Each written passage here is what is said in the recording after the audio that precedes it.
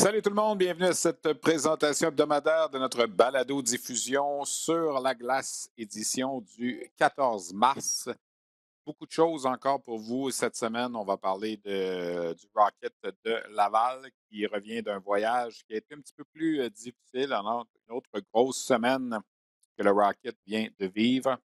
On va parler de la Ligue de hockey junior majeur du Québec en long et en large. On a deux invités à vous présenter. William Dufour, qui est présentement le meilleur buteur de la Ligue junior majeure du Québec, l'attaquant des Sea Dogs de Saint-John, qui va très bien, avec qui je me suis entretenu ce matin. On va également découvrir un petit peu le nouvel entraîneur-chef des Eagles du Cap-Breton, Chad Cassidy. C'est un gars qui est arrivé dans la Ligue. C'est l'entraîneur là, le plus nouveau, si on veut, je vais m'exprimer comme ça, celui qui a fait ses débuts là, au retour de la pause de la COVID, de la pause de Noël. Donc, on a fait un brin de jasette avec lui. C'est un Américain originaire de Lake Placid qui dirige maintenant les destinées des Eagles du Cap-Breton, les Eagles qui se battent pour une place en série. Et on va également profiter de la semaine pour faire un brin de jasette avec le collègue Yannick Lévesque. On va pas parler de On jase, on va pas parler de hors-jeu 2.0, mais de son travail comme président de la Ligue de développement, le M18 3A, le confrère Yannick Lévesque, qui termine sa quatrième saison à la barre de la Ligue. Ça n'a pas été facile son règne depuis qu'il est en place. Alors, on va faire un brin de jasette avec lui, parler de ce qui s'en vient pour son circuit. Il reste encore une semaine là, de saison régulière, la Ligue M18 3A. J'ai de la misère avec le nouveau nom. Là. Je suis habitué de dire la Ligue de développement Midget 3A. On a changé le nom pour enlever le mot Midget. On va en parler d'ailleurs dans l'entrevue avec Yannick. Bref, la saison se termine dimanche prochain. Les séries éliminatoires vont se mettre en marche quelques jours plus tard. Pour notre édition de cette semaine, vous savez que ceux qui nous suivent à chaque semaine, on a presque toujours un invité du Rocket de Laval, soit un joueur, soit un entraîneur, un membre de l'organisation. Cette semaine, on nous a demandé la journée de congé. On le sait, le Rocket vient de disputer une séquence absolument hallucinante. 7 matchs en 11 jours à domicile là, du 25 février au 7 mars. On a pris la route. On a joué mercredi, vendredi, samedi. L'équipe est rentrée très tard dans la nuit de samedi à dimanche. Alors, c'était congé complet là, pour le Rocket. Et hier et aujourd'hui, on va reprendre l'entraînement demain. Alors, on nous a demandé également congé au niveau des entrevues, ce qu'on a tout à fait compris et accepté. Donc, nous n'avons pas d'invité du Rocket cette semaine, mais je vais quand même vous résumer ce qui s'est passé.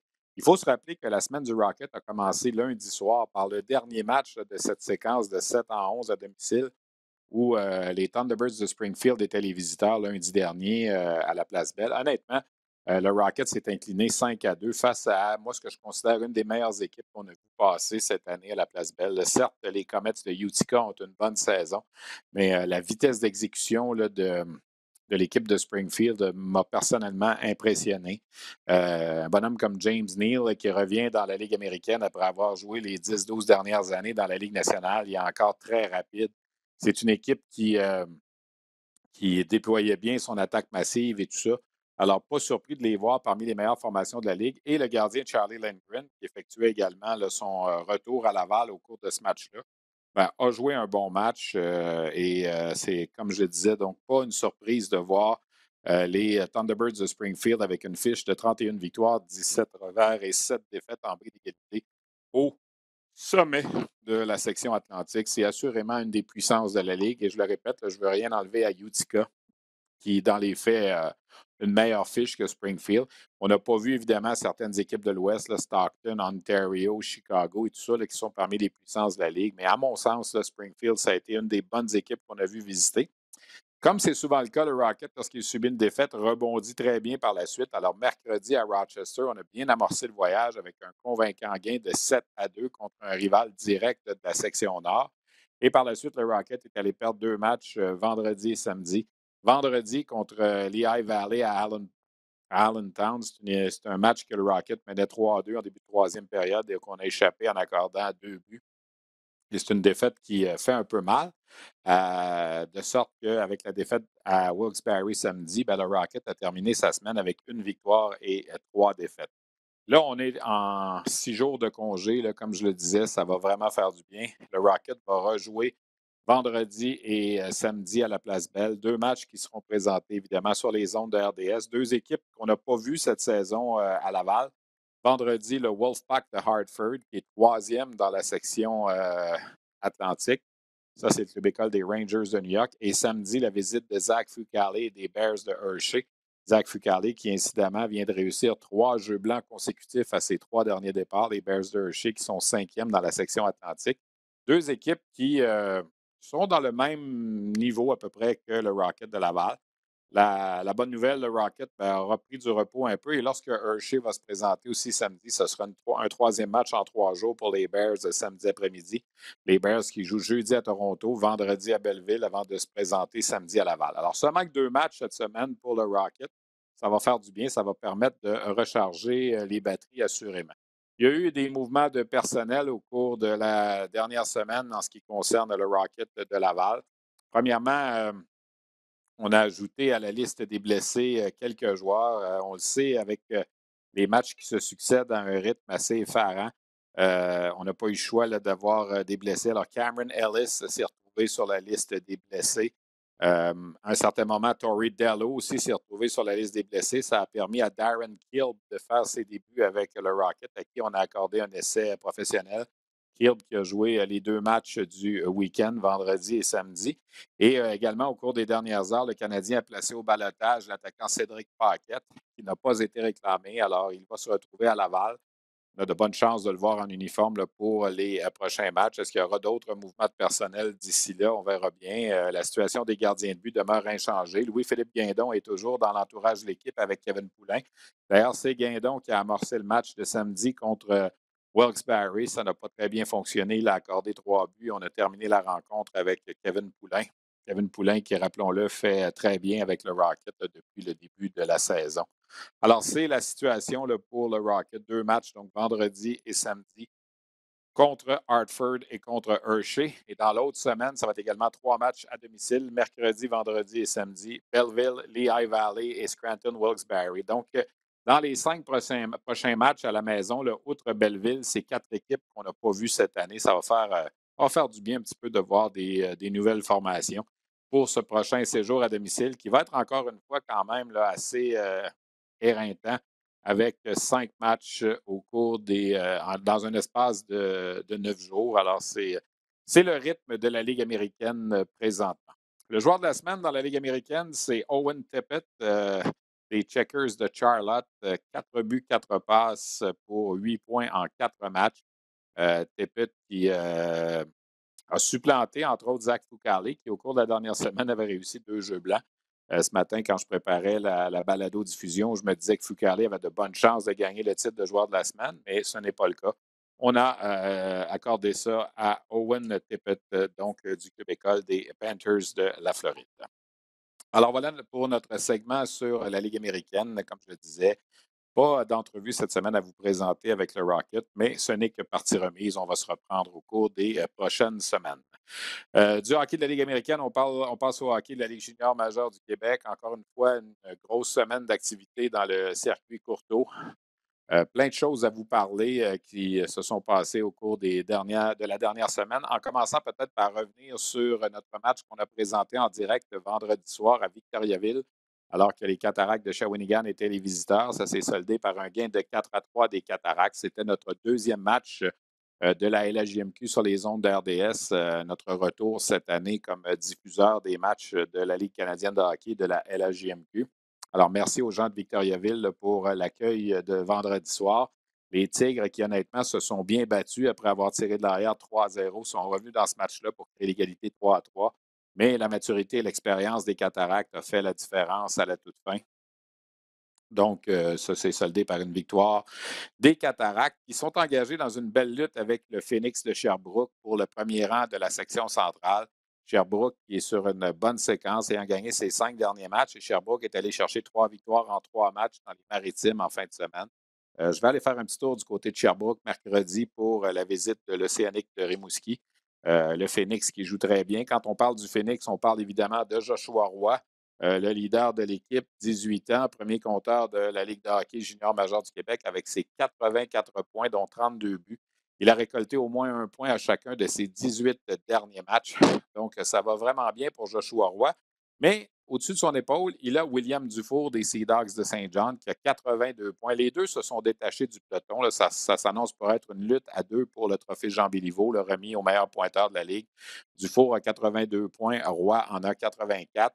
Dufour a 19 ans, Roy a 18 ans. Dufour joue dans une section plus compétitive peut-être que celle de Joshua Roy, mais les deux connaissent une excellente saison. On va y revenir parce qu'on a une entrevue à vous présenter avec William Dufour. Je veux faire le tour un petit peu des nouvelles de la dernière semaine là, dans la Ligue de hockey junior majeure du Québec. Euh, on a eu le rappel par les Olympiques de Gatineau jeudi dernier de la gardienne de but Ève Gascon, qui a servi d'adjointe au gardien Émeric Despatie des Olympiques pour le match de samedi contre les Foreurs de Val-d'Or. Les Olympiques qui ont échappé ce match-là 7-6 en prolongation. À un certain moment, on s'est demandé si Louis Robitaille était pour lancer Ève Gascon dans la mêlée. Finalement, ce ne fut pas le cas. Il est demeuré au banc. Émeric Despatie, ça a été difficile lors des deux derniers matchs depuis qu'il a remplacé le Rémi Poirier, qui est sur la liste des blessés. A accordé 7 buts là, à Val-d'Or jeudi et 7 buts également samedi contre les mêmes Foreurs à la maison.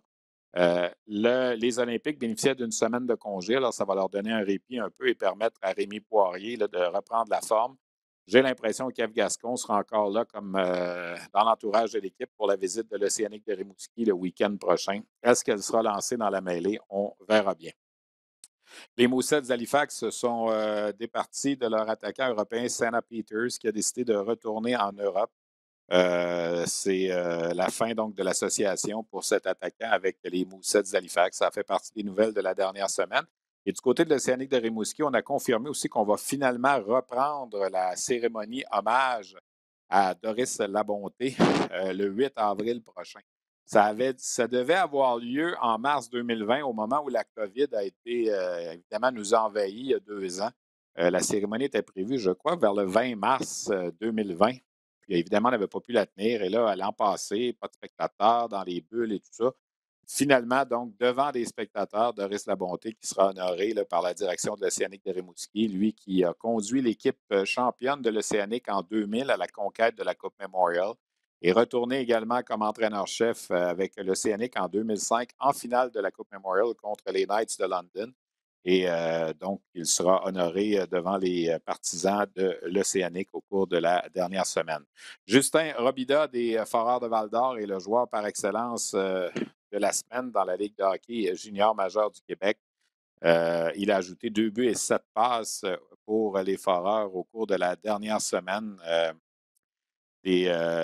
Dans une semaine où les Foreurs ont gagné 2 victoires et ont subi une défaite. Donc, il a participé à 9 des 16 buts des Foreurs, les Foreurs qui ont connu une bonne semaine. Ça a moins bien été pour l'Armada de Blainville-Boisbriand. Il est arrivé une situation cette semaine dans la Ligue junior majeure du Québec qu'on voit à peu près jamais. Mercredi dernier, les Remparts sont venus à Boisbriand, ont gagné 11-0 contre l'Armada. Ça, c'est rare qu'une équipe se fait varloper comme ça à domicile. Mais les mêmes Remparts sont allés à Rimouski vendredi et ont perdu 9-2. Alors, tu gagnes 11-0 mercredi, tu perds 9-2 vendredi. Et dans le match de 9-2, là, jusqu'à très tard en troisième période, c'était 9-0 pour l'Océanique. Alors, ce n'est pas quelque chose qu'on voit souvent, là, une équipe gagner par un si gros pointage et perdre par la suite par une si grande marge aussi. C'est assez particulier. Je vous parlais des Cataractes de Shawinigan. Ils ont subi la défaite hier à Rimouski, mais ils avaient gagné 4 matchs de suite. Maverick Bourque des Cataractes, qu'on a eu en entrevue vendredi soir à Hockey 360. Seul joueur de la Ligue canadienne présentement qui maintient une moyenne supérieure à 2 points par match depuis le début de la saison. Il faut quand même le mentionner. Les Tigres de Victoriaville ont échappé un gros match contre Rouyn-Noranda dans la course aux séries. On avait gagné un match à Rouyn-Noranda le week-end suivant, le week-end précédent plutôt, in extremis. On était revenu derrière pour gagner en prolongation. Et les Huskies se sont vengés à Victoriaville samedi après-midi.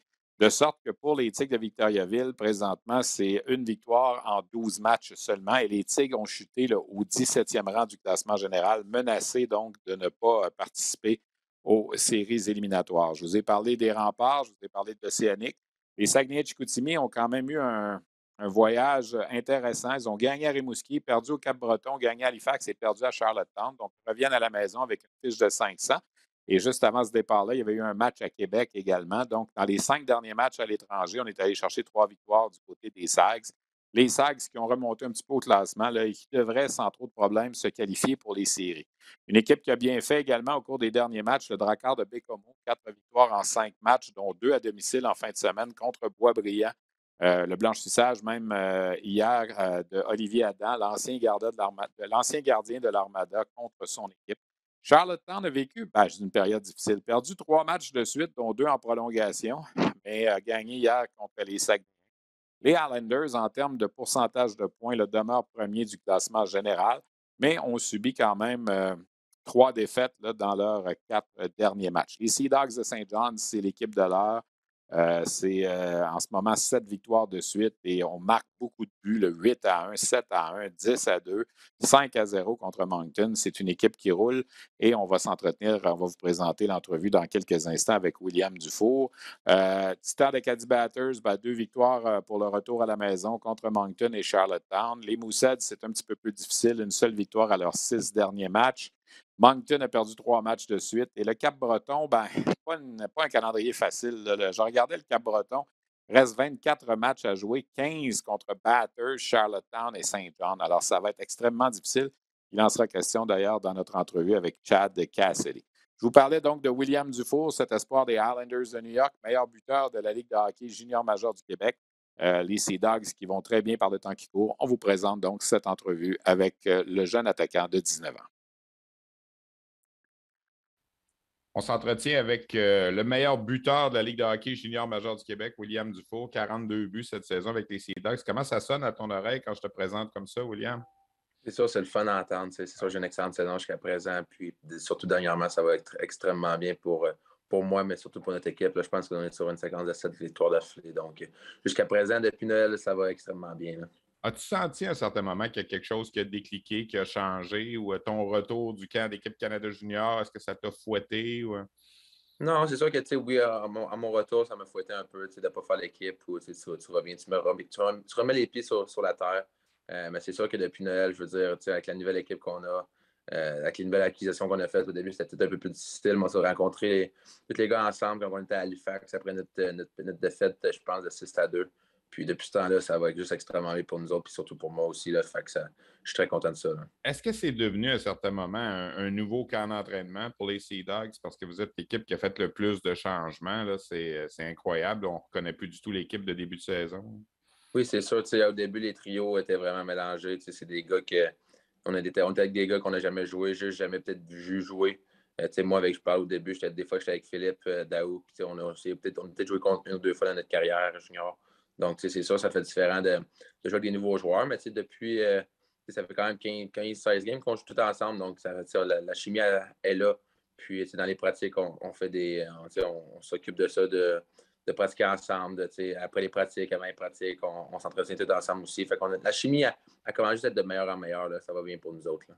J'ai parlé avec Philippe Daou il y a quelques semaines dans le cadre de la balado-diffusion, puis c'est ça qu'il me disait. Il faut que les joueurs acceptent le rôle aussi, que là, tout le monde ne peut pas être 8 sur l'avantage numérique, sur la première avantage numérique. Il faut accepter. Puis est-ce que ça, tu as senti que ça a été difficile? Ou... Non, je pense que les gars acceptent leur rôle. C'est sûr qu'on a des excellents joueurs. Je dis la deuxième unité d'avantage numérique. Sur notre troisième, quatrième trio, on a des excellents joueurs. Des gars qui ont des cannes dans la Ligue nationale. C'est sûr qu'on a de la profondeur. Puis si on veut gagner, les gars, il faut que les gars acceptent leur rôle. Je pense que jusqu'à présent, ça va bien là, pour ça. L'importance d'essayer de rejoindre Charlottetown. Tu sais, je veux dire, on dit toujours l'équipe hôtesse de la Coupe Memorial, elle ne veut pas rentrer par la porte en arrière, puis tout ça. L'importance premièrement, la saison, puis après ça, les séries. Est-ce que vous parlez beaucoup de ça? Ben non, si on prend ça match par match, puis... C'est sûr qu'on parle plus match par match. En ce moment, le classement, oui, on veut finir le plus haut possible pour donner la meilleure position pour l'avantage de la glace en série aussi, mais juste la meilleure position pour nos affrontements. Fait que c'est sûr oui, on en parle un peu, mais c'est sûr qu'il reste juste une vingtaine de parties de notre calendrier. Donc, on en parle un peu, mais en ce moment, on concentre plus match par match puis la façon qu'on joue à chaque soir. Là.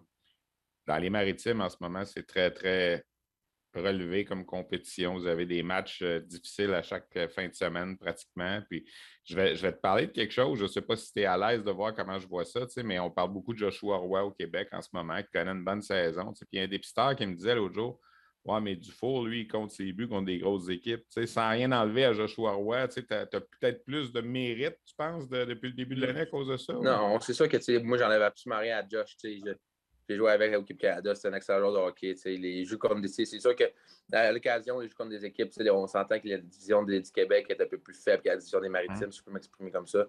Mais c'est sûr qu'il joue comme des grosses équipes pareilles à des soirs. Puis il peut faire beaucoup de points aussi contre des grosses équipes, là, comme je pense contre Halifax dernièrement. Puis tout, qui sont quand même une très bonne équipe de hockey.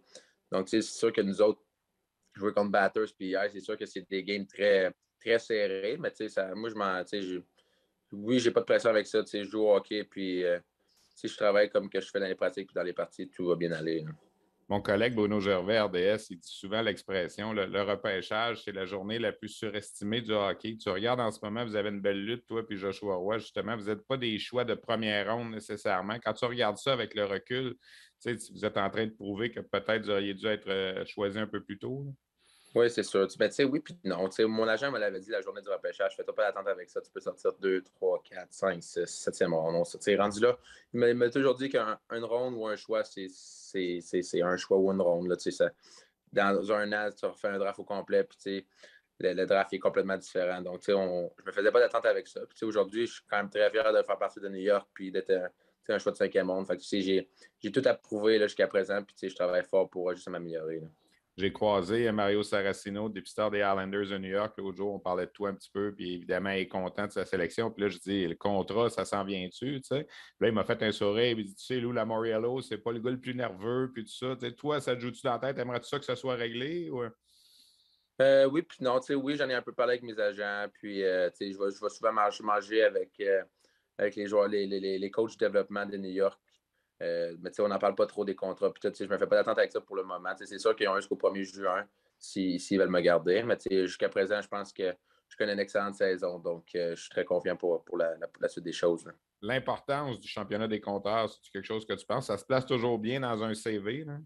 Ouais, c'est sûr que ça se passe toujours bien, mais rendu là, on a une équipe pour aller à la Coupe Montréal. Donc, si, admettons, il y a une petite passe que ça va moins bien, mais que l'équipe gagne ou whatever, rendu là, ça ne me dérange pas plus. Là. Premier, deuxième, troisième, quatrième marqueur de la Ligue, rendu là, je connais une excellente saison jusqu'à présent, fait que c'est juste être fier de moi. Là. 50 buts, 60 buts, c'est des choses que tu penses aussi, j'imagine? Là? 50, c'est plus réalisable. 60 Ouais. est très réalisable aussi si on continue, même si on continue sur le même pace. Mais rendu là, c'est l'équipe avant tout. Donc, si je suis rendu à 50, 60, tant mieux. Mais si je l'atteins pas, c'est pas la catastrophe. On a effleuré, William, le sujet un petit peu tantôt de ton retranchement équipe Canada Junior. On sait que le tournoi va être repris cet été, mais on ne sait pas si tous les joueurs qui faisaient partie de l'équipe vont être disponibles. Il y aura peut-être des blessures, il y aura peut-être des organisations professionnelles qui vont dire à leurs joueurs on n'aime mieux pas, tu me vois venir. Toi, si on se retourne vers toi, qui étant les joueurs qui ont été parmi les retranchés au camp, est-ce que c'est quelque chose, surtout avec la saison que tu connais, là, qui pourrait t'intéresser? Là? Oui, c'est sûr, tu ne refuses jamais ça avec une invitation qui. S'il me donne une invitation, c'est ça, je vais la prendre, puis je vais travailler le plus fort possible pour essayer de faire les clubs s'il faut un camp d'entraînement, bien sûr. Fait que, c'est sûr, j'ai toujours la porte ouverte à faire l'équipe au mois de. Je ne sais pas quel mois cet été, là, donc oui, je travaille fort aussi pour ça, puis on verra ce qui va se passer avec la suite des choses. Là. Ben, je vais te le dire justement, c'est quel mois, parce que les Sea Dogs sont assurés de jouer jusqu'au 26, 27, 28 juin, peut-être même le 29 juin si vous allez Ouais. en finale de la Coupe Memorial. Puis ce tournoi-là arrive le 6 août, 7 août, là, ça va revenir vite. Là. Oui, c'est sûr, c'est un mois, mais un mois après, donc c'est sûr Ouais. que je vais être prêt. S'il me demande d'aller au camp ou faire l'équipe, c'est sûr que ma porte est grande ouverte, puis m'a accepté. Ben, écoute, je te laisse aller pour ta séance d'entraînement. Merci beaucoup d'avoir pris le temps de jaser. C'est une super saison, lâche pas. Puis on se reparle très prochainement. Merci beaucoup. Merci, Stéphane. Alors voilà, belle discussion avec William Dufour des Sea Dogs de Saint-John qui est rendu à 42 buts. Je pense que les 50, là, à moins d'une blessure, ça devrait être. Écoute, on sait, comme on dit, on ne sait jamais qu'est-ce qui peut se passer, là, mais avec une vingtaine de matchs à jouer, les Sea Dogs là, qui sont. Je vais juste confirmer. Les Sea Dogs ont 47 matchs de jouer, donc il leur reste 21 matchs à jouer. Alors, marquer 8 buts là, pour William Dufour pour atteindre le plateau des 50, ça semble très, très réalisable. Le dernier joueur qui a marqué 50 buts dans la JMQ, c'est Alex Barré-Boulet avec l'Armada de Bainville-Boisbriand, 53 en 2017-18. Il faut remonter il y a 15 ans pour trouver le dernier compteur de 60 buts, Thomas Beauregard, avec le Titan d'Acadie Batters, qui avait marqué 71 buts lors de la saison 2006-2007. Il n'y a pas personne d'autre qui s'est rendu à 60 depuis. Celui qui est venu le plus près, c'est Yannick Riendo avec 58 en 2008-2009 et Anthony Manta avec 57 en 2013-2014. Donc, la porte est là pour William Dufour. 8 buts ou 18 buts dans les 21 derniers matchs pour se rendre à 50 ou à 60. Peut-être couper la poire en deux puis arriver à 55, on verra bien, mais on va suivre ça évidemment de près d'ici la fin de la saison. Toujours en ce qui concerne le hockey de la Ligue junior majeure du Québec, je vous le disais un petit peu plus tôt, les Eagles du Cap-Breton ont procédé à un changement d'entraîneur il y a quelques semaines. Chad Cassidy, qui est venu en relève de Jake Grimes. En fait, James Grimes a démissionné le 30 novembre. L'équipe avait une fiche de 6 victoires, 14 défaites et 4 défaites en bris d'égalité. Pendant 8 matchs, il y a eu un intérim qui a été assuré là, par les assistants entraîneurs qui n'ont gagné qu'un seul de ces 8 matchs-là. Et le 11 février, Chad Cassidy a fait ses débuts à Boisbriand comme entraîneur-chef des Eagles du Cap-Breton. Et depuis sa venue derrière le banc, c'est quand même respectable pour l'équipe, considérant sa position. Là, 5 victoires, 6 défaites et une défaite en bris d'égalité. Le problème des Eagles en ce moment, ils ont 30 points, sont derniers au classement général, se battent pour une place en série, mais ils évoluent dans une division extrêmement compétitive. Et je regarde, ils ont beaucoup de matchs à domicile là, pour terminer la saison. C'est peut-être ce qui peut être un avantage pour eux, 15 des 24 derniers matchs à domicile. Mais il y en a, c'est phénoménal un peu. Il reste 6 matchs contre les Sea Dogs de Saint John. On connaît la puissance des Sea Dogs.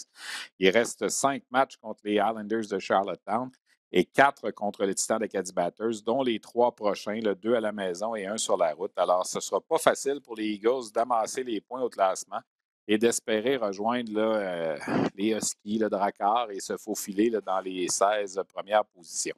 L'entraîneur-chef de l'équipe, c'est un Américain. Il est originaire de Lake Placid, Chad Cassidy. On ne le connaît pas beaucoup, alors j'ai pensé profiter justement de la balado aujourd'hui pour faire un brin de jasette avec lui. Évidemment, l'entretien est en anglais. On va traduire le tout au retour, mais on va apprendre à connaître un peu qui est celui qui est maintenant l'entraîneur-chef de la formation de la Nouvelle-Écosse.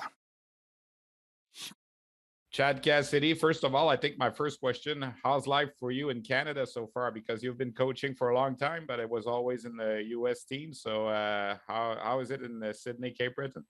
It's been great. You know, the people up here are super friendly and, obviously came in here halfway through the year, so had to hit the ground running and didn't have a lot of time to get my feet under me. But everybody's been great up here, great fans. It's a great hockey city. So really excited to be here. How did the contact with the Cape Breton Eagles did the first time? Well, I actually, had a couple of friends reach out to me that were familiar with the Cape Breton organization when they had a need for a head coach and put me in touch with Jacques Carrier. And we kind of started the process from there. And we instantly kind of had some chemistry and kind of saw things the same way and kind of followed from there. So it kind of, everything fell into place, but it was a couple of mutual friends in the hockey business that kind of had a relationship with Cape Breton that put me in touch with JC. Correct me if I'm wrong, but did you have a good knowledge of the Quebec Junior Hockey League before coming? Never really been part of any organization with the league. Did a little bit of scouting sometimes, or? Yeah, a little bit. Like, I grew up in northern New York, so not far from the Quebec border. Lake Placid, eh? Exactly, just a couple hours outside of Montreal. So obviously very familiar with the player pool in Montreal. Never have coached at this level or in this league before, but certainly had a lot of knowledge of the players in the league because I had, recruited some of those players to go to the States over different times and they chose to go to the path of Quebec Major Junior. So, I'd seen a lot of games and knew a lot of people that were involved, but, it's been a learning process for sure. It's a different league than anywhere that I've coached before. So it's been a little bit of a learning curve for me for sure. Okay, just for the benefit of our listeners, you've been part of 3 cycles with the U.S. development program, and then you move on with the Rochester Americans as assistant coach and head coach, and then Northwood Prep, and then a little stint in the USHL. So if you compare what you're doing right now with the Quebec Junior Hockey League comparing to all those experiences, it's probably a really different one. It's different just in the style of play, I would say, Yeah. in the league here. It is way different than the USHL, and certainly different than the American League. And so, you know, the experience has been the same. Like I've always kind of been involved in developmental hockey from the time, you know, over 20 plus years now. It's always been about developing players' habits and details and trying to get them to the next level. And it's the same here. The adjustment more has just been with the style of play here has been a little bit different than what I've been used to.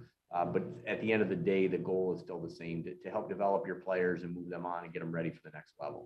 You coached your first game a couple of weeks ago, but you had I would say, the chance to start with the Quebec trip with the 6 games coming to Val-d'Or, Rouyn-Noranda. It's a long traveling for the Eagles. So was it a good fit for start to get to know your players? Yeah, for sure. You know, it was ideal actually to have, you know, a 10-day road trip right out of the gate. So, you know, we're on the road, we're spending a lot of time together. There wasn't a lot of downtime. You know, we played 6 games in 9 nights while we were there. It was also really special for me because my family got to come up and spend some time with us because, as I said, we're only a couple hours outside of Montreal. So my son, my daughter, my wife spent a week with us on the road there. So that was really special for me. And it was really good kind of trial by fire to get a really good feel for the team, get a feel for the league, see what we needed to do going forward. So yeah, it couldn't have worked out any better starting on the Quebec trip, other than the fact that most of our team got COVID at the end of the trip. Yeah, exactly. You had that too. 5, 6, and 1 since you've been there. Are you happy with things are going? You just played like what, 3 home games so far. You had a lot of home games coming, but would you say you're happy with the way the team is playing since you've been there? Yeah, I'm happy, but not satisfied. I think we got more in the tank. Like I've been really impressed and happy with our players' commitment to what we've been trying to do in terms of getting better in our detail, you know, being more of a straight line team, a little bit more north-south stops and starts.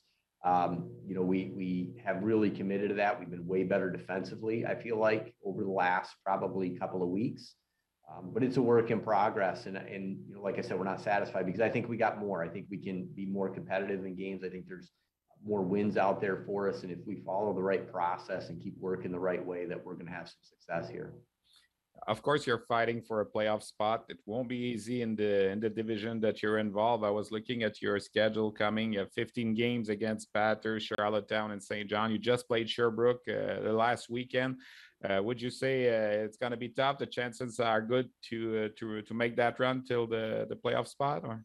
Yeah, well, obviously, schedule-wise, it's going to be difficult. You know, you look at St. John's, you look at Charlottetown, you look at Bathurst. They're some of the best teams in Canada, no less, in the Quebec Major Junior League. So we're going to be up against it in those games. But to be quite honest with you, we haven't talked a lot about, you know, what it's going to take to make the playoffs or any of that sort of stuff. We've really just focused on what can we do today to get better, to give ourselves the best chance for success. And all we can do is take care of today. And, you know, we got 3 games and 4 nights against Bathurst coming up, 2 at home, 1 on the road this week.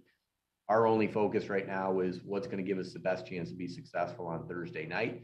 And we'll deal with the results and we'll move forward from there.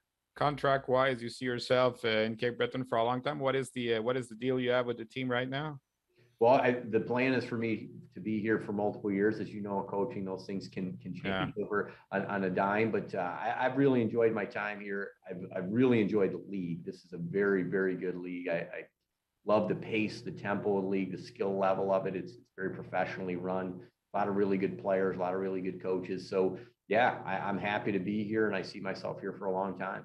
You plan to bring your family over there next summer, or? We're still kind of working on that. Obviously, it's a little bit different situation just because taking the job, you know, halfway through the year. I have a son who's in high school. I have a daughter who's getting ready to go into high school. I'm not 100% sure on how they're going to feel about moving, you know, out of Lake Placid and moving up to Sydney next year. So that's kind of something in the off season that me and my wife are going to try to figure out. because the Cape Breton Eagles, it's a great organization, but it's so tough to develop hockey and to do hockey there because of the traveling. A former coach used to tell me that at the end of 4 years, a player can lose like 100 practice time, something like that, because of traveling. So it's not easy to, but it's so beautiful place, and it's a great organization. So the feeling is it's tough sometimes. Would you feel that way for the time you've been there so far? Well, we've been fortunate, even with the Quebec trip, that, we've been really committed to getting our guys on the ice and practicing, even in difficult travel, even if it's for half hour, 40 minutes, just to get out there and do some skill development.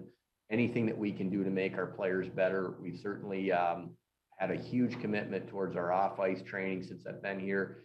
I think in terms of those things are really moving in the right direction. The travel is what it is. Yeah. We've got to figure out how to work through that travel to best develop our players. And I think we're going to do a really good job of that based off, my experience of what we did with the U.S. national program, because it was very similar there. The 18-year especially, we spend a ton of time on the road. So you have to figure out, sometimes, yes, we have to get workouts in or practices in when it's not the most convenient for the players when they're tired, because we have to continue to our development of those players. Well, Chad Cassidy, thank you very much taking the time with us today. It was fun to get to know you a little bit better, and sure we'll have the chance to chat in person very soon. Thank you very much. Sounds great. Thank you. Alors voilà cet entraîneur-chef Chad Cassidy qu'on a appris à connaître un petit peu. Alors je vais résumer tout ça. Il est originaire de Lake Placid. Son parcours d'entraîneur, il a travaillé 3 cycles avec le programme de développement américain, là, les moins 17 et moins 18. Alors faisait une saison moins 17, montait avec le groupe, les moins 18, revenait l'année suivante, recommençait avec les moins 17, moins 18. Il a fait ça 3 fois là, entre les années 2005 et 2011. Il a dirigé notamment des bonhommes comme Ryan McDonough, pour n'en nommer que quelques-uns là, qui ont passé dans le programme au cours de ces années-là. Par la suite, il a fait le saut dans la Ligue américaine avec les Americans de Rochester, d'abord comme entraîneur adjoint, puis il a remplacé Ron Ralston comme entraîneur-chef. Quand ça s'est terminé de ce côté-là, il est revenu au niveau high school, si on veut, aux États-Unis, Northwood Prep, qui est une école secondaire où quelques joueurs du Québec ont déjà joué là.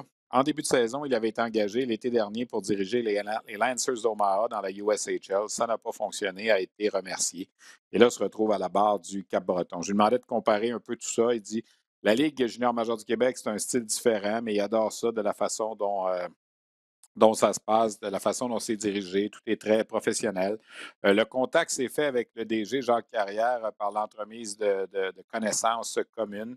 Lorsque les Eagles ont eu besoin d'un entraîneur, il a été mis en contact. Il dit ça a cliqué. Il y a eu une belle chimie avec Jacques Carrière. Était familier un peu avec les joueurs du Québec dans la région de Montréal parce qu'étant originaire de Lake Placid, ça lui arrivait de venir faire du dépistage auprès des équipes midget dans la région de Montréal. Il a toujours été dans le développement des joueurs, que ce soit avec la Ligue américaine, les écoles secondaires, le programme américain, évidemment. A commencé son séjour avec les Eagles avec le fameux voyage de 6 matchs en un jour, le Boisbriand, Val-d'Or, Gatineau, l'Abitibi. Bref, il dit ça a été parfait. Il dit, j'ai pu voir ma famille un petit peu. 2, ça m'a appris à connaître les joueurs. Il dit, malheureusement, on est revenu de là, puis il y a eu des cas de COVID. On a été obligé de remettre des matchs. C'est la raison qui explique que les Eagles, c'est l'équipe de la Ligue avec quelques autres qui ont le moins de matchs joués et surtout le moins de matchs joués à domicile. On n'a joué que 19 matchs à domicile présentement, donc 15 des 24 derniers matchs sont à la maison. Il dit, on va jouer beaucoup, comme je le disais, contre Charlottetown, Bathurst et Saint John. Il dit, c'est pas seulement 3 des meilleures équipes de la LHMQ, mais 3 des meilleures équipes au Canada présentement. Pour ce qui est de la course aux séries, ce ne sera pas facile. 8 points de retard sur les Huskies de Rouyn-Noranda présentement qui sont 16e. Et comme je le disais, les points sont difficiles à aller chercher dans la section des Maritimes. J'ai comme l'impression que les Eagles du Cap-Breton vont rater les séries éliminatoires cette année et auront la chance de se retrouver pour le repêchage, pour la loterie, avoir le plus de chances d'obtenir le fameux premier choix des rangs midget. Il espère s'établir au Cap-Breton. On ne sait pas encore si sa famille voudra le suivre là-bas, déménager de Lake Placid au Cap-Breton. Ses enfants sont sur le bord là, de rentrer à l'université, alors ça va peut-être être difficile. Je lui parlais du voyagement, comment c'est pas facile au Cap-Breton. Il dit qu'il faut trouver la façon de s'entraîner et de continuer à développer nos joueurs. Il dit les voyages vont toujours faire partie de notre réalité. Il y a un entraîneur qui a déjà dirigé au Cap-Breton qui m'avait fait remarquer il y a quelques années que pour un joueur junior qui est repêché au Cap-Breton, oui, il développe premièrement l'éloignement, sa forge de caractère, tout ça. Mais il reste que tu perds peut-être entre 20 et 25 séances d'entraînement par année si tu compares à un joueur qui joue, par exemple, au centre du Québec, à Drummondville ou à Victoriaville. Alors, sur une carrière junior de 4 ans, on parle d'une centaine de séances d'entraînement en raison des voyages. Alors, ça, c'est sûr que ça devient un facteur des fois qui peut être plus difficile. C'est une réalité là, pour la formation des Eagles du Cap-Breton, qui a fait son entrée dans la Ligue junior majeure du Québec en 1997-98. Alors voilà donc pour Chad Cassidy. On aura l'occasion d'en reparler au cours des prochaines semaines. Petit mot peut-être avant de présenter notre dernière entrevue de cette semaine sur les Lions de Trois-Rivières. Les Lions de Trois-Rivières, présentement, on va se le dire, c'est pas facile. On a beaucoup de joueurs. On est rendu à plus de 70 joueurs utilisés là, depuis le début de la saison. Au cours de la dernière semaine, les Lions dans la SCHL ont joué 4 matchs à Terre-Neuve, 1 victoire et 3 défaites. La victoire est venue in extremis. On tirait de l'arrière 3-2. On a égalé la marque avec moins de 2 minutes. Le but gagnant à 19-47. Alors, ça a été une victoire in extremis. Par la suite, ça a été 3 revers, 6-1, 9-4 et 5-4. De sorte que les Lions de Trois-Rivières, là, depuis la mi-février, là, on parle d'une fiche de 2 victoires contre 10 revers, 2 victoires en 12 matchs. Alors, le fossé s'est créé là, entre les Lions et les Growlers de Terre-Neuve, notamment, là, qui est l'équipe avec laquelle on est souvent impliqué. Il reste encore un match contre Terre-Neuve à Trois-Rivières cette semaine. Les Lions seront à domicile contre Worcester, Terre-Neuve et le Maine. Les 16, 17 et 18 mars, donc à compter de mercredi, jeudi et vendredi. Moi, j'ai toujours connu la Ligue Midget 3A comme la Ligue de développement Midget 3A. La Ligue a changé de nom. On lui connaît maintenant sur la Ligue M18 3A. Le président de ce circuit depuis 4 ans, c'est notre collègue à RDS, Yannick Lévesque. Évidemment, on ne l'a pas eu facile du côté de la Ligue Midget 3A. L'an passé, il n'y a pas eu de saison du tout. Les joueurs de 15 ans l'an passé qui ont été repêchés par les équipes juniors sans avoir joué de la saison. Cette année, ça se déroulait bien jusqu'à la pause des fêtes, jusqu'au Challenge Midget qui a eu lieu au Saguenay là, juste avant Noël. Par la suite, un peu comme la LHJMQ, on s'est retrouvé en mode arrêt, on ne pouvait plus jouer. On a finalement repris les activités. Et là, on arrive à la fin de la saison régulière qui va se terminer dimanche prochain. Alors, j'ai pensé faire le bilan un peu de la saison et de la situation avec le président de la Ligue Midget, la Ligue M18 3A, Yannick Lévesque. Yannick Lévesque, président de la Ligue Midget 3A. Vous êtes à une semaine de la fin de la saison. Je ne dirais pas qu'elle a été normale, mais quand je regarde les statistiques, on s'approche des 42-44 matchs par équipe qu'on joue habituellement. Oui, un grand souper de soulagement, moi, te dire, Stéphane, parce qu'honnêtement, quand tout ça a recommencé un peu avec l'histoire de la pandémie, le Micron, là, après le challenge au mois de décembre, là, je vais t'avouer que j'étais drôlement inquiet là, en janvier. De savoir si on était pour être capable de finir la saison et jouer des séries. Là, c'est un grand soupir de soulagement. Fait que je pense que tout le monde est heureux avec les 36, 37 ou 38 matchs, ça, c'est certain. On est un peu en retard sur les échéanciers. Ça va chambarder un petit peu, je pense, vos séries éliminatoires. Oui. Il n'y aura peut-être pas là, de Coupe Dodge puis de choses comme ça. Là. Puis la Coupe TELUS a été officiellement repoussée aussi. Donc, pour quelle date? Comment on s'enligne à peu près, d'après toi, pour remettre un trophée vers quelle date? Là? En fait, nous, de notre côté, c'était déjà clair qu'on ne participait plus à la Coupe de Dodge. Ça, c'est déjà réglé depuis 2020. Par contre, on avait mis sur pied une nouvelle formule, un nouveau tournoi, un genre de challenge un peu là, pour les équipes éliminées, faire un tournoi. Mais ça, on l'a mis de côté. Ça devait se tenir à Gatineau le week-end de Pâques. Donc là, pour cette année, on l'a mis de côté. On a vraiment pris la décision, dès qu'on a su que la Coupe TELUS était pour être présentée dans la semaine du 9 mai à Calgary cette année, de jouer des séries complètes. Donc, c'est sûr qu'il va y avoir des 3-5, mais ça va être des séries complètes. Ça va vraiment fonctionner comme à l'habitude avec le trophée la Coupe Jimmy Ferrari et notre gagnant des séries va aller représenter le Québec du côté de Calgary au mois de mai. Donc, c'est juste que tout est décalé dans le fond de 3 semaines par rapport à la normalité, mais normalité qu'on ne connaît pas depuis 2 ans. Là, mais au moins, tout le monde va pouvoir participer comme à l'habitude aux séries, là, puis ça débute la semaine prochaine. Quand on regarde ce qui s'est passé, bon, en 2020, vous n'avez pas été capable de terminer les séries éliminatoires. L'année passée, pas eu de saison du tout. La santé de la Ligue, la santé des équipes, c'est souvent remis. Puis je sais que le Midget 3A, c'est peut-être pas comme le junior majeur. Oui, on dépend des foules, mais il n'y a pas que ça. Il y a beaucoup des commanditaires, puis les implications. Sur 15 formations, là, tu dirais que c'est quoi à peu près? Là? Ben, écoute, en fait, dès que, on se rappelle qu'il y a pratiquement 2 ans, là, jour pour jour, c'était le début de la pandémie qui nous frappait. Puis je te dirais, le mois qui a suivi la fin des activités, j'avais décidé de faire le tour avec mon exécutif de la Ligue de chacune des formations. Vraiment là, pour faire le tour avec eux au niveau financier, parce qu'on savait que c'était pour être long. Puis je voulais m'assurer que les équipes étaient en santé. Je savais que la Ligue était en santé, mais au niveau financier des équipes, je te dirais que sur les 15 équipes, tout le monde était en santé. Il n'y avait pas de problème de ce côté-là. Sauf que là, avec le temps, ben, est arrivée la perte de revenus, la perte de commanditaires et tout ça. Donc, j'ai certaines formations qui en ont arraché un peu plus. On a eu des programmes gouvernementaux qui nous ont aidés à petite échelle, on s'entend. On est très loin des montants que les autres. Tu n'es pas dans le 1 million par équipe. Comme vraiment. Écoute, moi, j'aurais 100 000, ça aurait fait notre affaire. Là, écoute, on n'était même pas proche de ça. Mais tout le monde a fait une saine gestion. Évidemment, les coûts ont été diminués au maximum. Il faut se rappeler qu'on avait annulé le challenge un peu à l'avance pour sauver de l'argent à tout le monde aussi. Ça, c'est il y a 1 an et demi. Et là, quand ça a reparti, chacun dans leur marché ont réussi à combler un peu leur perte. Puis nous, à la Ligue, on a perdu des gros commanditaires, on a réussi à en chercher des nouveaux. Le groupe MTY là, qui est rendu avec nous là, de façon majeure et tout ça. Donc, on se retrouve 2 ans plus tard où, actuellement, Stéphane, j'ai aucune équipe en difficulté financière. La Ligue se porte bien également. C'est certain qu'on a dû faire attention. Rappelez-vous, là, on a fait des calendriers, des scénarios différents où on limitait les voyages, on limitait l'hôtel à la fois pour la santé là, à cause de la COVID, mais aussi pour les dépenses. Donc, on se retrouve 2 ans plus tard dans une situation qui n'est pas trop alarmante de notre côté. Puis, comme on ne se fie pas non plus aux revenus là, à la porte, c'est pas ça qui fait qu'une équipe, la santé financière va dépendre, comme dans la Ligue junior majeure du Québec, là, entre autres. Donc, on s'en est bien sorti de ce côté-là. Au niveau hockey, le développement des joueurs, on a beaucoup parlé, je regarde les joueurs juniors cette année qui ont 17 ans, qui n'ont pas joué l'année passée, qui ont 16 ans, même ceux qui avaient 15 l'année passée, ça l'a affecté beaucoup. Est-ce que tu sens que ça revient, là, puis les recruteurs de la Ligue junior majeure du Québec, quand ils assistent à vos matchs, c'est quoi le pouls, là? Bien, l'an passé, c'est un coup de dé, hein, dans le fond. Ouais.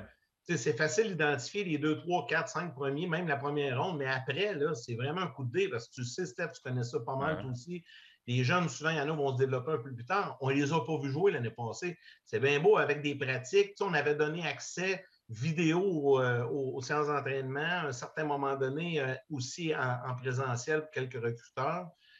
Mais cette année, on est vraiment ailleurs. Là. Je jasais avec tout le monde au challenge au Saguenay au mois de décembre, puis tous les recruteurs unanimement disaient enfin, on peut les voir jouer. C'est difficile de bien identifier un jeune à 15 ou 16 ans. Tu vas le regarder jouer au mois de septembre, tu vas le regarder jouer au mois de mars. Puis des fois, on est vraiment ailleurs. Pas pour tous les jeunes, mais pour quelques-uns. Il y a une maturité, un développement qui se fait. Puis c'est un peu le rôle de la Ligue M18 aussi de développer ces jeunes-là, de les amener vers le haut. Puis ça se fait ça progressivement au cours de la saison. C'est sûr que pour les recruteurs, cette année, je pense, c'est beaucoup plus facile là, pour être capable de bien identifier le talent. Moi, ça m'a fait énormément de peine. Moi, je pense que c'est ça qui nous a fait le plus mal. C'est même pas le côté financier. C'est vraiment de ne pas avoir permis à ces jeunes-là de jouer, de se développer. Ils ont perdu une année. Puis pour quelques-uns, là, ils ont peut-être perdu quelques rangs de sélection, peut-être même des chances là, de se retrouver dans une équipe junior majeure. J'espère qu'ils vont rattraper le temps perdu. Mais pour vrai, là, c'est ça qui a fait le plus mal. Dans notre cas, nous, là, c'est vraiment ça qui a fait le plus mal. C'était notre souhait de pouvoir... Et rappelle-toi, Stéphane, on avait un plan l'an passé qui nous amenait là, jusqu'à même jouer une mini-saison de 1 mois au mois de mai, juste pour permettre à les jeunes de se faire voir. Puis finalement, on n'a pas pu. Le gouvernement, à ce moment-là, on se rappelle que c'était impossible l'an passé. On verra dans le futur si les joueurs nés en 2005, ça les aura affectés ou pas. Je regarde tes chandails en arrière, je t'écoute parler. Toi, c'est bien implanté dans ton vocabulaire, là, le M18 3A. Là. Moi, j'ai un peu de misère avec ça personnellement. Là, je ne veux pas comparer avec l'Impact puis le FC puis tout ça, là, mais Est-ce que c'était quelque chose qu'il fallait, tu sais, on était obligé d'aller là? Parce que Ouais. moi, ça me fait, quand je vois M18, je pense toujours, OK, c'est des 17 ans, mais la Ligue Midget 3, on sait que c'est plus souvent des 15 puis des 16 ans. Là, tu sais, oui, exact. Ben, tu sais, contrairement peut-être à, comme tu dis, le CF Montréal ou ouais, l'Impact, nous, ce n'était pas notre volonté, loin ouais. de là. On ne voulait pas du tout. On s'est battu là, pour conserver le nom, la Ligue Midget 3A. Mais il faut se rappeler là, que tout ça est parti d'une histoire d'une maman que son fils était une personne de petite taille dans l'Ouest canadien. Puis la connotation midget en anglais a une signification bien différente qu'en français. Tu sais, ça a rapport avec Ouais. les nains. Là. Ouais, ouais. Puis en tout cas, tout ça pour dire, pour faire une histoire courte, là, tout ça était parti par cette dame-là. C'était allé en cours. Puis là, ben, Hockey Canada a exigé de toutes ces ligues provinciales partout au pays d'adopter le nouveau nom puis d'y aller avec la formule, ben, en anglais, c'est le U, là, U18, mais nous, on voulait le franciser. C'est pour ça qu'on a pris le M18. On n'avait pas le choix. Donc, si on avait persisté à garder notre logo et nos choses, probablement qu'on se serait ramassé avec des problèmes. Puis honnêtement, là, depuis 2 ans, je pense qu'on a dans ces problèmes à régler. On a décidé d'aller de l'avant. On a fait un nouveau logo, on l'a rajeuni un petit peu. C'est sûr que c'est pas la fin du monde, mais peut-être pour les puristes puis ceux qui ont connu la Ligue depuis toujours, tu sais, c'est pas... Ben, j'en fais partie. Moi aussi, je ne voulais pas, mais regarde, à un moment donné, il faut que tu prennes des décisions et tu n'as pas le choix. Fait on termine la saison, on s'en va, puis on peut penser que l'an prochain, on va redevenir dans les cadres habituels, puis il y a toujours le projet de ramener la Coupe TELUS à Saint-Hyacinthe. Ça, c'est pas... oui, bien ça, à l'heure où on se parle, là, moi, dans mon livre à moi, je n'ai pas eu d'indication contraire. Là, en avril 2023, la Coupe TELUS va être présentée au stade LP Gaucher de Saint-Hyacinthe. On sait que l'an prochain, ça va être une grosse saison. On revient dans les cadres normales, on va souhaiter. Il y a les Jeux du Canada en février l'an prochain également. Donc, ça, c'est les joueurs. C'est les moins de 15 ans. Oui, exact. Ben, c'est les moins de 16. Moins de 16 ans qui sont là. Donc, nos jeunes de 15 ans se retrouvent, nos meilleurs se retrouvent avec l'équipe Québec. Donc, ça, c'est en février. Il va y avoir la Coupe TELUS qui va être présentée au mois d'avril. Donc, puis le challenge, dernière année du challenge également du côté du Saguenay. Nous, notre comité se réunit dans les semaines à venir pour étudier les candidatures pour le prochain cycle de 4 ans. Et on va octroyer possiblement en septembre prochain. Au début de la saison, on devrait annoncer l'endroit où va se tenir le challenge pour les 4 prochaines années. Là, on termine nos 4 ans. Ben, en fait, ça aurait été 5 années en temps réel, mais 4 éditions au Saguenay. Et là, on devrait revenir un peu plus central au Québec, là, parce qu'on fait une rotation par division, rappelez-vous. Il y a eu Québec, il y a eu Gatineau, Saguenay. Donc là, on devrait revenir dans la division TAC, dans les équipes de la division TAC. Yannick, bonne fin de saison. On va suivre ça, puis on va se souhaiter le rapatriement de la Coupe TELUS. Ça commence à faire longtemps, 2001. C'est dû, hein, c'est ça. La première année, rappelle-toi, Steph, la première année, je suis arrivé à la présidence et tout le monde a parlé de la Coupe Air Canada à Sorel à l'époque. J'étais là en 1990. Là, on a dit, tu vas peut-être ramener la Coupe au Québec comme ça. A passé proche, tabarnouche en finale, ma gueule, mais finalement, on attend encore. Je pense que ça fait 22 ou 23 ans. Là, 2001. Les gouverneurs de Sainte-Foy, 2001. Ben, on est dû. On le souhaite pour cette année. En tout cas, on va avoir des bonnes équipes, ça, c'est sûr. Merci beaucoup, Yannick, d'avoir pris le temps. Merci, Steph. Bye. Alors voilà donc le président de la Ligue M18 3A, Yannick Lévesque. Peut-être juste pour compléter, là, à une semaine de la fin du calendrier, les Chevaliers de Lévis là, qui sont assurés de terminer au premier rang une autre superbe saison. 30 victoires et 8 défaites en 38 matchs. Magog et Saint-Eustache sont également là, parmi les meilleures formations de la Ligue. Trois-Rivières aussi, il ne faut pas oublier. Donc, on va suivre ça, les séries éliminatoires.